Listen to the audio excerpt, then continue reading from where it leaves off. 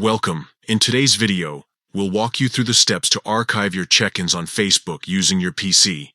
This process is quick and easy, so let's get started. First, open your web browser and go to facebook.com. Log into your account if you haven't already. Next, look for your profile photo in the top right corner of the screen. Click on it to open a drop-down menu. From there, select Settings and Privacy, and then click on Activity Log. Once you're in the activity log, you'll see a section labeled Your Facebook Activity. Under this section, click on Posts to expand the options. Now locate and click on Check-ins.